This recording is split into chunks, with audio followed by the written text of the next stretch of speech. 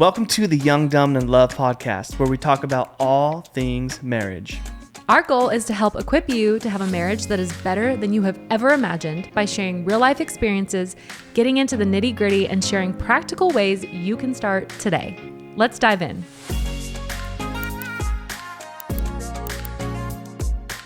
Welcome back to Young, Dumb, and in Love. This week, it is our daughter's birthday, so we are taking her to Disneyland. She turns 5 years old. So exciting. Can you believe we have a 5-year-old? And nope, I know. It's crazy. No, like, where in the world did time even go? Okay. That's honestly the question I have to ask myself all the time is, where does time go? It feels like I was 18 yesterday, but I'm not anymore. That kind of reminds me. Can I tell a really good story about Elsie? Yeah. Oh, I thought you were going to tell one about me. Oh. It's fine. You can tell one about Elsie. Well, I think this is a really cool... I'm always reminded of this every year. Oh, yeah. And I feel like it's such a great... And we weren't planning on talking about this, but such a great story about God's faithfulness in our life. You know? Yep. So we had been... Let's see. So we had been married, 12 years when we decided to have our second kiddo. Yep. So our oldest was 5. I think when we decided like, hey, you know what? Let's start trying. Yeah. They're going to be farther apart. And so we got pregnant. We were so excited. Yeah. And I had a miscarriage. And at the hospital, it was, we went in and they're like, you're no longer pregnant. And, we were devastated because we had tried for a long time. Yeah, it was a long time. And, or for a while. Yep.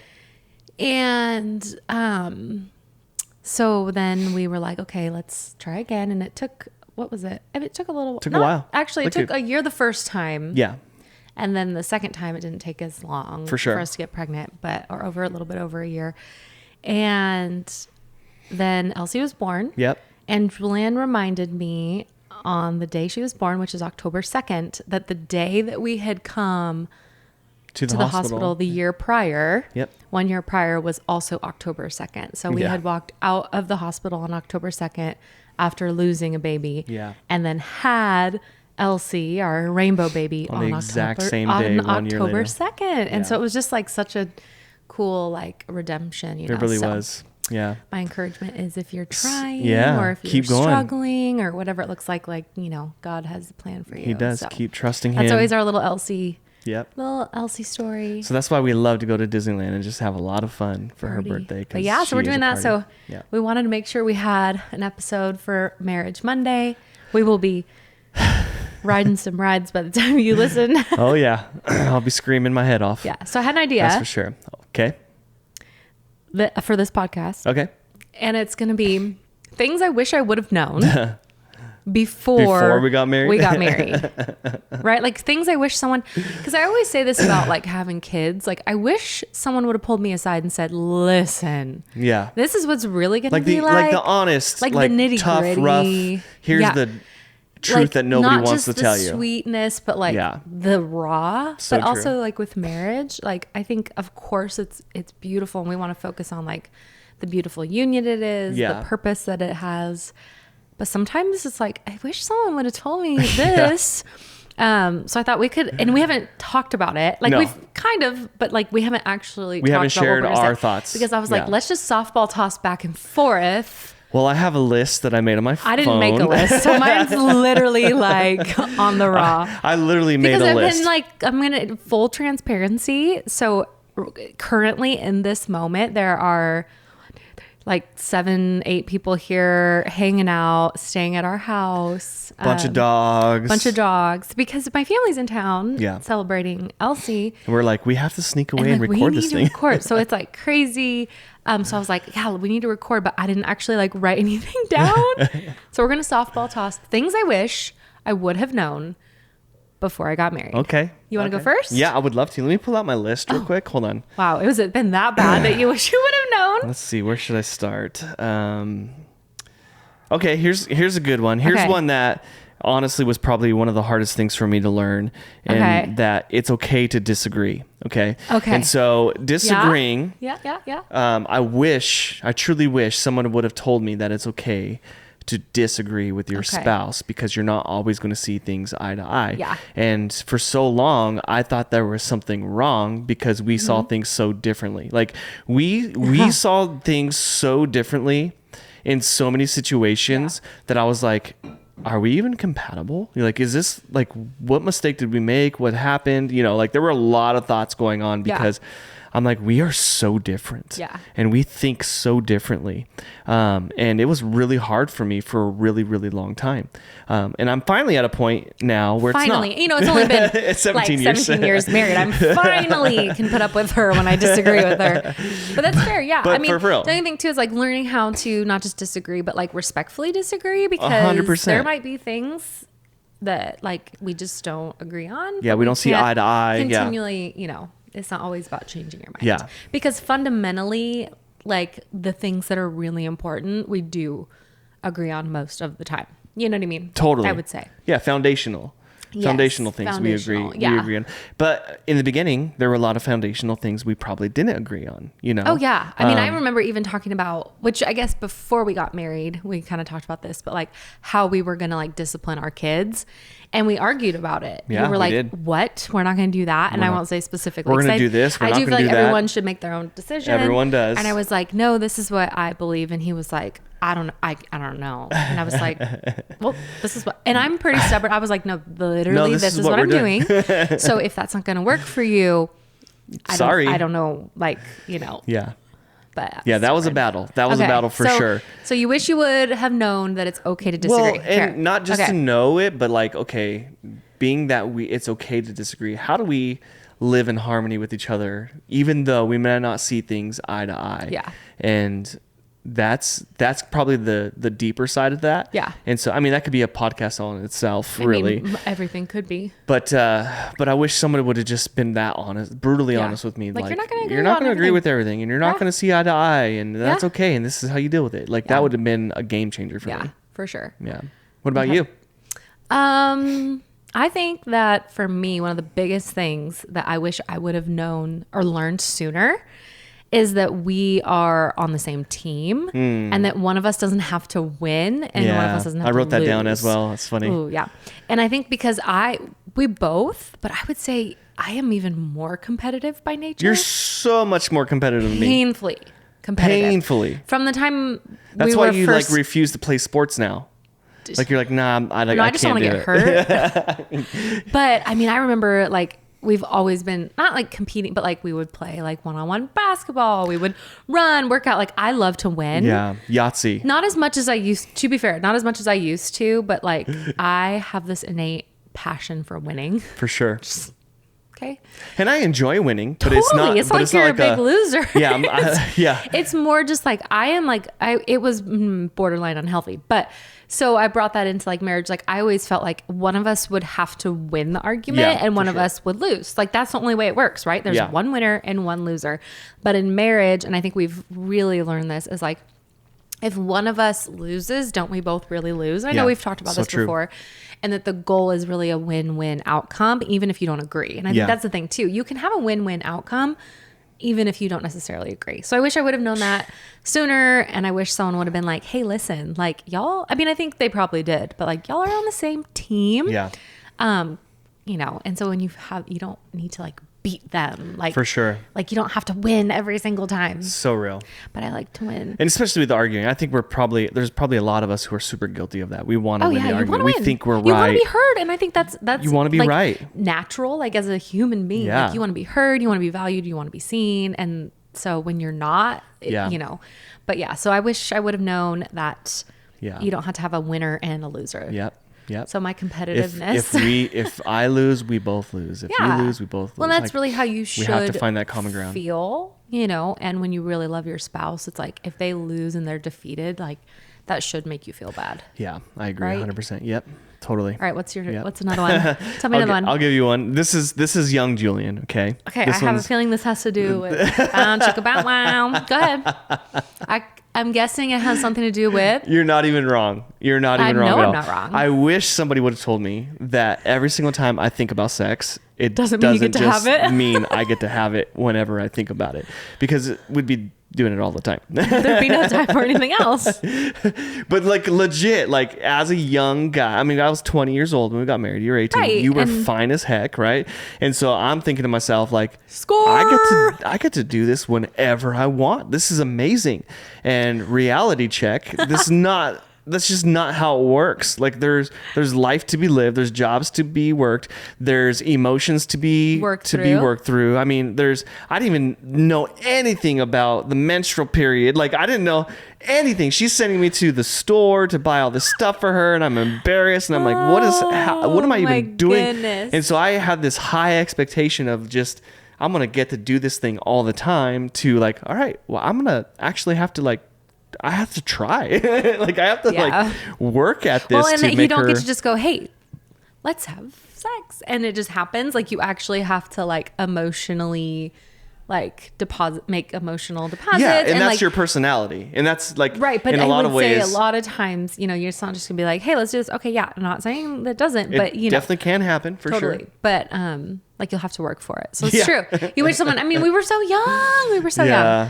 We were so young. Especially because like when you first get married, like forget it. Like you both are kind of a little bit in the zone of like, yeah, like let's do this. Well, I think we could do this as often as possible. So much to where like it was just a lot. Okay. I don't think they need the nitty gritty. That's more for like a husband podcast. We're about to get into that one. No, that's a husband only. But podcast. it did. But in a real instance, it did make my mentality a little bit different, you know? Yeah. It was definitely like, we should have known, like, oh, that's not all this is for. Yeah, all for that sure. The purpose my wife will serve. Getting married is not just about having sex. Okay, cool.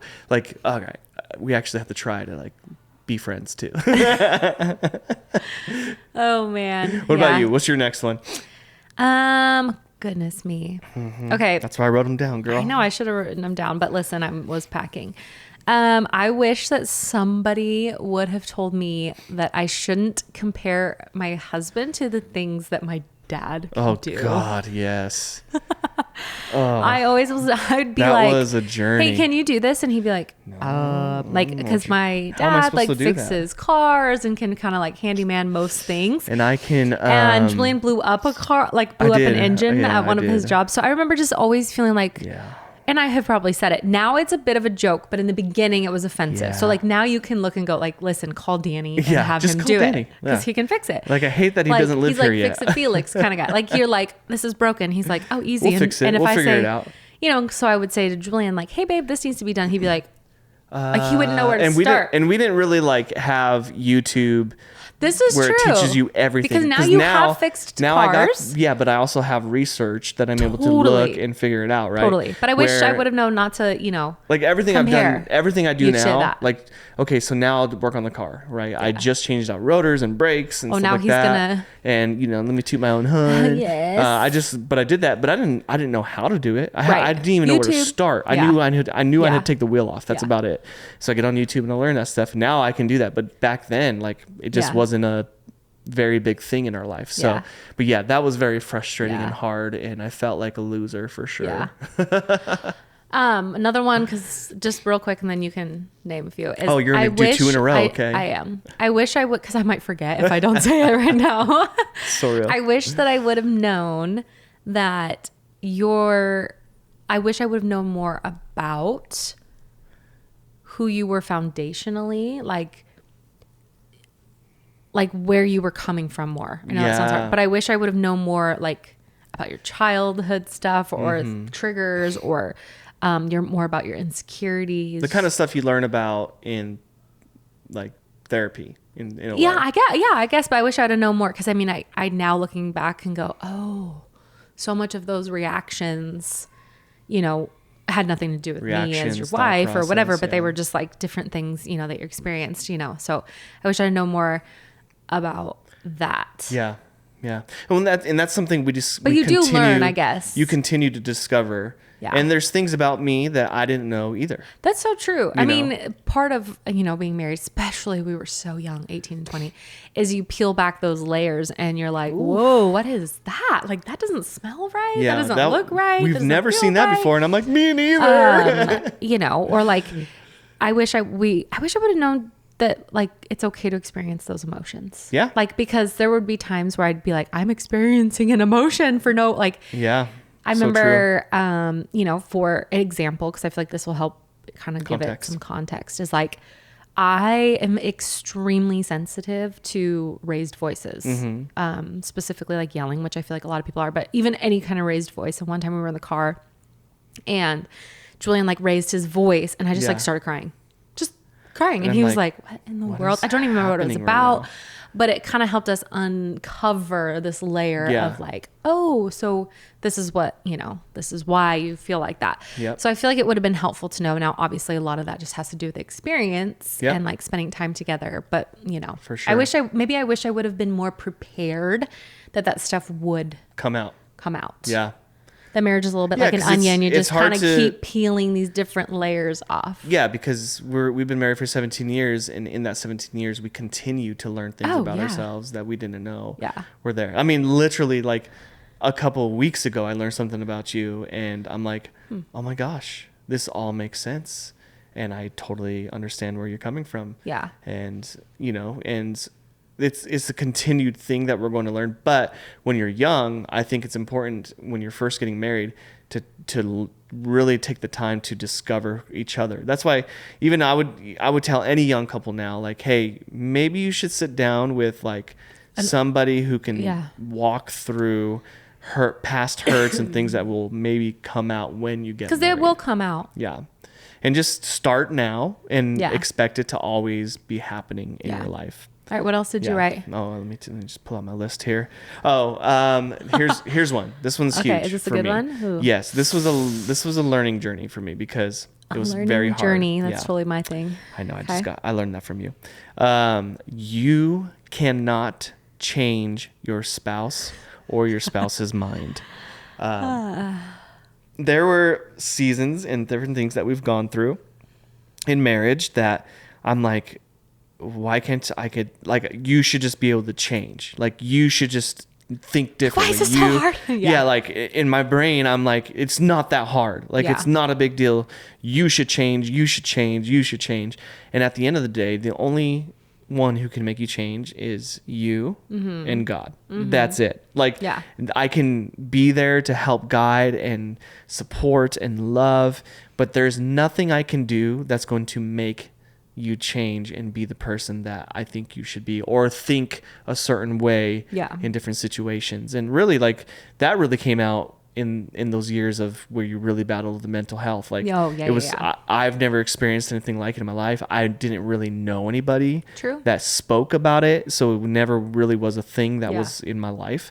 And so when you were going through it, obviously I did my very best to support you, but there was always a piece of me that was like, what the frick, just change. Like, you're making a big deal about nothing, and it's not real, and I don't understand what's wrong with you. Just change your mind, you know.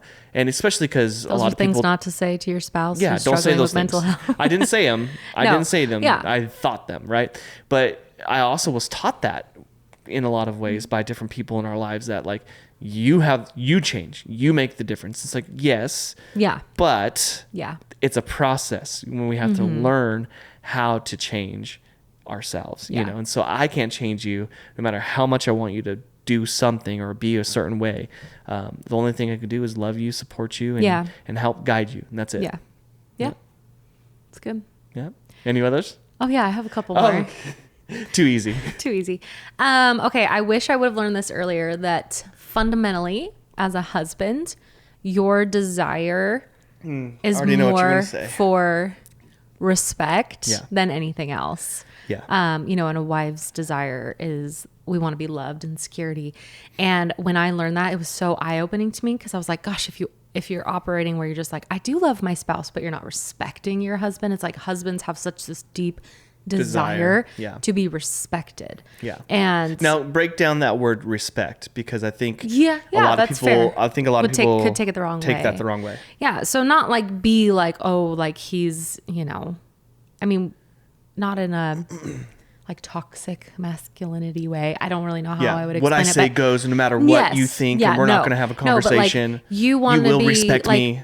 You want to be like spoken of well by your wife. Yeah. Like you want to know that, like, I'm proud of you, that I see the hard work that you're doing, that I admire your, you know, your efforts towards like providing and for, serving your family. You know what I mean? And so it's like that when I learned that, like, cause I read a book and it talked a lot about it, I was like, okay, that, you know, if you look at it that way, I'm like, gosh, yeah, when I talk to Julian that way, I can actually see that it is more beneficial. Like when I'm coming from the angle of respect and love, they go very hand in hand, you know, but, it's like, it's just a little different. So it's like learning that, like, okay, so he wants to know that I see his hard work, that I admire him as a spouse, that I hold him in this like place of like, oh my gosh, you are working so hard for our family. You know, I think like husbands want to know that, that you see that. Yep. Would you agree? 100%. You know, absolutely. You know, so I think that was, sorry, a big thing. I was like, okay, like coming from that place of like, am I speaking respectfully to you? Am I talking down to you? Cause I definitely had a sharp tongue, and then, he was like, in the very beginning, especially like, unfortunately, like I'm the type of person who has to be careful with my speaking. Cause I'm quick and witty and can say things. Nice. You've learned the art of not talking. I've become a lot nicer too, like just in general. You've learned the art of not talking until you know what you're going to say is because I'm definitely like a processor. Where before though, it was just like, but that also had a lot to do with like I had to protect myself. You know, like use my words to protect myself growing up. The way you grew up, and that's something we learned. Yeah, and later on in life. So that, and then another one because I'll forget if I don't say it now. But I already kind of forgot. Oh. I remember this was a good one for me as a wife. I learned this pretty early on, but I was in a Bible study and she was talking about how, I don't remember. I think I know who it was. I think it was Beth Moore, but she was talking about how you like want to change your spouse, right? You want to change your husband. You want him to do this or do that. And I remember her saying like, sometimes you just have to duck and let the Holy Spirit get them, you know, kind of like duck and they come in with like the right hook or whatever. And I remember, and here's the thing, like it sounds aggressive, but I remember thinking like, and it really goes hand in hand what you said, like you can't change your spouse. Like I can only really like pray and then just be like, Lord, you have to change his heart. And so that was a good thing for me is when I realized like I can only say so much that will make you want to change, and eventually it actually becomes like a leaking faucet. Doesn't it say that in the word too? Like don't be like a leaking faucet or whatever, because it's annoying. And annoy your husband. You know, and so I think realizing like, hey, you know what, I'm just gonna give this over to the Lord and trust that like he'll work on his heart. And I've done it, trust me, many times. Do you ever feel it? You're like, oh, she must have been praying for that. Because I know every single time it's happening, trust me. Because you're but not like in a spiteful way, but just in a like, hey, you know what, the only thing that can really change your heart would be like the work of the Holy Spirit. And so I'm like, I'm not going to like push, nag, poke, because it actually is like, that makes it worse. Counterproductive. It is counterproductive when you're like constantly nagging, because then they're like, oh, if I do it, then it'll just look like she's right. So true. I don't know. So true. And literally, she has ducked so many times in our life, and the Lord just gets me right in the face. Duck, goose. Yep. So always. over and over, it just continues to happen, and I'm grateful for her not being a leaky faucet. So anymore, at least. Yes. See, we're being honest. We're being very honest about this. We have both gone through the things that have really held us back. So if we can help you speed up the process at all. We want to help you speed up the process through our mistakes and the things that we learned. The one you said before that though, was respect. And I was going to counter that one. Yeah. Because at the same time, I think that's the other thing, like learning how to just love you and, you know, continue to love you in the way that you need to be loved and feel security. Security is probably one of the biggest things that was probably one of the biggest mistakes I ever made in my life with you, was you not feeling secure in our life. And that brought some of the biggest hardships, because we really went through it in those seasons, you know? And so I wish somebody would have taught me or showed me how to really focus on the things that matter. And that's loving you the way that you need to be loved, making sure that you feel secure in your relationship with me. And then even just like in our life that we have vision, we have goals, that we're striving towards something. A lot of our life was just kind of like by the whim. You're like, where are we going next? Where's the wind blowing? You know, and that sucks. And it definitely doesn't push us forward. It just kind of like we're floating. We're like, we don't know what's happening, you know? But yeah, so loving you the way that you need to be loved. And I think a lot of that is just me. Honestly, most of the time it's just me shutting up and just holding you, you know? And like, there's so many times that I want to like be the answer and give you, here's what you need to do, you know? And at the end of the day, that's not what you need all the time. What you need is for me to just hold you. And sometimes you just walk up to me and you're just, can you just hold me? And I'm like, absolutely. And I just wrap my arms, and that's a part of showing you the love that you need. And then also like making sure that you know that I only have eyes for you. Like that's a huge thing, you know? And so that's the accountability between us and our marriage. Like you have full access to my phone, social media, anything you want to look at, anything, I don't care. Well, that helps a lot like, with the security part, you know, because security. It's like when you know, like that there's nothing held back, like that helps bring security and safety and knowing like I'm safe in this relationship, you know? Yep. And I think that's what's going to be my next one actually was, just showing, gosh, I wrote it down, make sure I say it right. I wish somebody would have told me that we're just a selfish people and we need to learn how to break it off. And so, cause I didn't think that I was selfish. I gave my life to things, you know, and I felt like I was always serving people and doing this and doing that. And then we got married and I'm like, I'm very selfish. Like I cannot believe how selfish I am.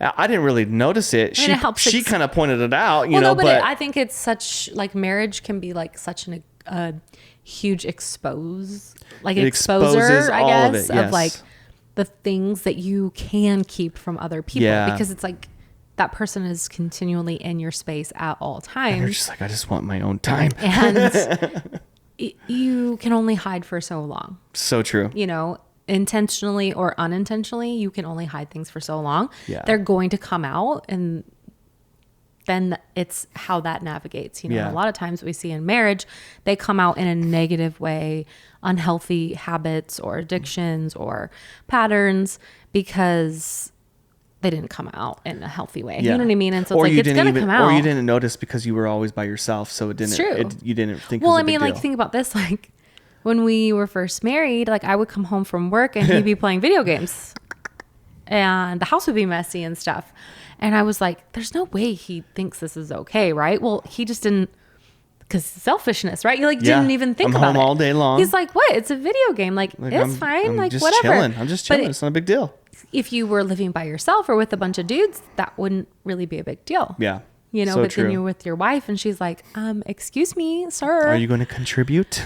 Yeah. Like, what have you done all day today? Like, where you been? What you doing? Girl, I've been playing beating video them games. Level up. Yeah. I was leveling up today. Level up. It's so true. Well, we want to ask you the same question. We would love to know what are the things that you wish somebody would have told you before you got married? And I think it's different for everybody. You know, absolutely. We all have the same type of struggles, but we all have unique situations. Forever. Yeah, we have unique situations.